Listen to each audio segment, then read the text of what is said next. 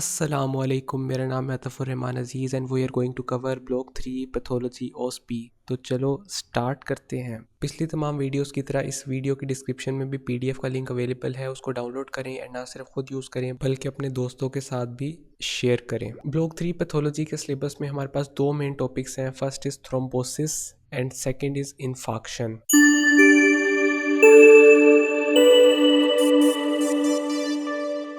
Thrombosis को हम simply कहें तो it is the formation of an intravascular blood clot in a slightly injured और अनइंजर्ड ब्लड वेसल।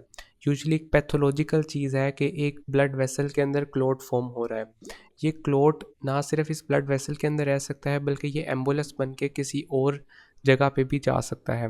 इसकी पैथोजेनेसिस को हम विट्रो स्ट्रायड के तौर पे पढ़ते हैं, जिसमें थ्री मेन चीज़ें होती हैं। First is endothelial injury, second is stasis of blood and third is abnormal coagulation factors. आपने नॉर्मल हीमोस्टेसिस या क्लॉट फॉर्मेशन के अंदर पढ़ा होगा कि जब एंडोथेलियम डैमेज होती है तो प्लेटलेट्स एक्सपोज होते हैं टू द कोलेजन, जो कि एक्स्ट्रा सेलुलर मैट्रिक्स के अंदर प्रेजेंट होता है। अब एंडोथेलियम इंजरी में भी यही हो रहा है कि जब एंडोथेलियम इंजर हो जाएगी ड्यू टू हाइपरटेंशन और एनी अदर रीज़न, इसकी वजह से प्लेटलेट्स एक्सपोज होंगे टू द कोलेजन एंड इसकी वजह से एबनॉर्मल थ्रोम्बस फॉर्मेशन स्टार्ट होगी और ये सबसे ज़्यादा पोटेंट फैक्टर है in the Virchow's triad. Second factor in Virchow's triad is abnormal blood flow. Normal जो लेमिनर या स्ट्रीमलाइन ब्लड फ्लो होता है उसके अंदर जितने भी प्लेटलेट्स हैं वो सेंटर में रहेंगे, वो ब्लड वेसल के साथ टच नहीं करते। लेकिन इन टर्बुलेंस एग्जांपल एथेरोस्क्लेरोटिक प्लेक्स या एओर्टिक एन्यूरिज्म के अंदर प्लेटलेट्स एक्सपोज होंगे टू द पेरिफेरीज, जिसकी वजह से एंडोथेलियम भी इंजर होगी एंड जो थ्रोम्बस फॉर्मेशन का प्रोसेस है वो इंक्रीज करेगा। सेकंड स्टेसिस एग्जांपल, वेन्स के अंदर जब ब्लड एक्यूमुलेट कर जाता है जिसकी वजह से वीनस थ्रोम्बोसिस होगा, तो इसमें भी यही हो रहा है कि प्लेटलेट्स ब्लड वेसल्स के साथ एक्सपोज होते हैं एंड उसकी वजह से थ्रोम्बस फॉर्मेशन होगी। थर्ड फैक्टर इज़ हाइपर कोगुलेबिलिटी, जिसमें कोगुलेशन फैक्टर का कोई डिफेक्ट होगा। फर्स्ट प्राइमरी या जेनेटिक कोज है जिसके अंदर फैक्टर 5 की म्यूटेशन हो सकती है या फिर एंटी थ्रोम्बिन 3 की डेफिशिएंसी हो सकती है। एक्वायर्ड कोजेज में है कि प्रोलॉन्ग बेड रेस्ट की वजह से, मायोकार्डियल इन्फाक्शन की वजह से, टिश्यू डैमेज की वजह से, ये डिफरेंट फैक्टर्स हैं जिसकी वजह से थ्रोम्बस फॉर्मेशन हो सकती है। Now coming to the morphology of a thrombus.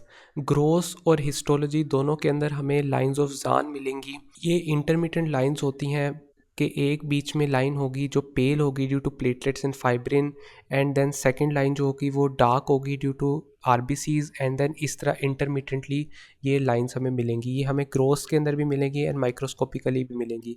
इसका एक क्लिनिकल पॉइंट है कि जो पोस्टमार्टम थ्रोम्बस बनते हैं डेथ के बाद, उसके अंदर ये लाइंस ऑफ जान प्रेजेंट नहीं होती, या सिर्फ लिविंग क्लोट्स के अंदर प्रेजेंट होती हैं। There are two types of thrombi, arterial and venous thrombi. Arterial thrombus like coronary artery के अंदर हो सकता है, फेमरल आर्टरी में, पल्मोनरी आर्टरी में। ये usually due to atherosclerosis grow करते हैं एंड ये रेट्रोग्रेड ग्रो करेंगे, मतलब जहाँ से स्टार्ट करेंगे तो ब्लड फ्लो की डायरेक्शन के ऑपोजिट ग्रो करते जाएंगे। एंड सेकेंडली वीनस थ्रोम्बाई, जिसको फ्लीबोथ्रोम्बोसिस भी कहते हैं, यूजुअली जो लेग की वेन्स होती हैं उनके अंदर ब्लड का स्टेसिस होता है उसके अंदर हो जाती है एंड ये एंटीरोग्रेड मतलब ब्लड की फ़्लो की डायरेक्शन के अंदर ग्रो करती हैं। एंड सेकेंडली इनका साइज़ लार्ज होता है। There are different fates of a thrombus. First is propagation, कि अपने एरिया पे रहते रहते ही ज़्यादा फाइब्रिन ज़्यादा प्लेटलेट्स को कुमुलेट करेगा एंड मज़ीद ग्रो करता जाएगा। सेकेंड इज़ एम्बोलिज्म, कि अपने एरिया से रिमूव होके किसी और ब्लड वेसल में चला जाएगा। एग्जाम्पल पल्मोनरी एम्बोलिज्म, जो कि एक फेटल कंडीशन है। थर्ड इज़ डिसोल्यूशन, के due to plasmin and other enzymes ये डिज़ोल्व हो जाता है एंड ख़त्म हो जाएगा। फोर्थ इज़ रीकैनलाइजेशन, के इसके अंदर smooth muscles, fibroblast blood vessels grow करती हैं एंड इसके थ्रू ब्लड वेसल्स पास करती हैं, जिसकी वजह से स्मॉल अमाउंट में ब्लड फ्लो रीगेन हो जाता है। This diagram is given in Robbins, जिसके अंदर हम देख सकते हैं कि राइट एंड लेफ्ट वेंट्रिकल्स दोनों के एपेक्स के अंदर थ्रोम्बस प्रेजेंट है। नेक्स्ट डायग्राम के अंदर भी हम देख सकते हैं कि थ्रोम्बस प्रेजेंट हैं इन एन ऑर्गन जिसको इंट्राम्यूरल थ्रोम्बाई कहा गया। Next is an histological image of cross section of a thrombus.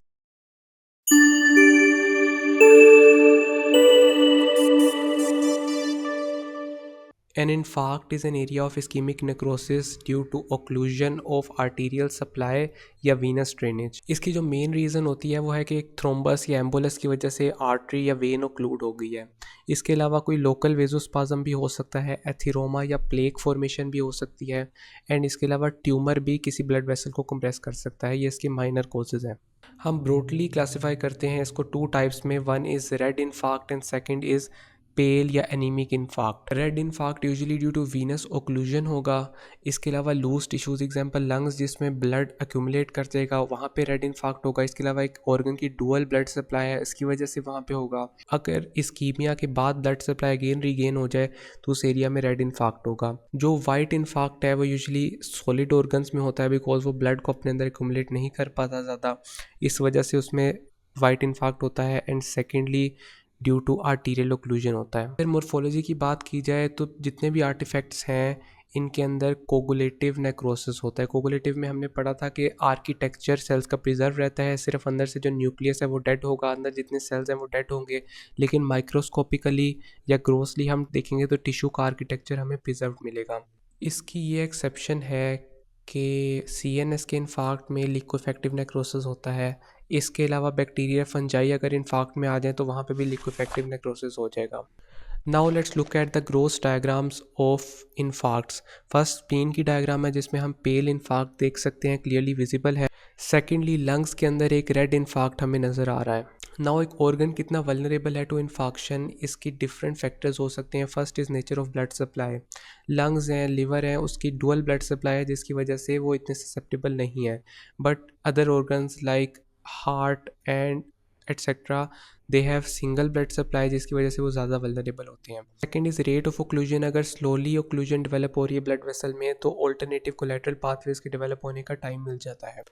Third is vulnerability to hypoxia. Myocardium जो कि बहुत ज़्यादा मेटाबॉलिकली एक्टिव मसल है उसकी रिक्वायरमेंट बहुत ज़्यादा है, जबकि अगर हम स्किन की बात करें तो उसकी रिक्वायरमेंट फॉर ऑक्सीजन बहुत कम है। तो मायोकार्डियम बहुत ज़्यादा वल्नरेबल है टू इन्फाक्शन।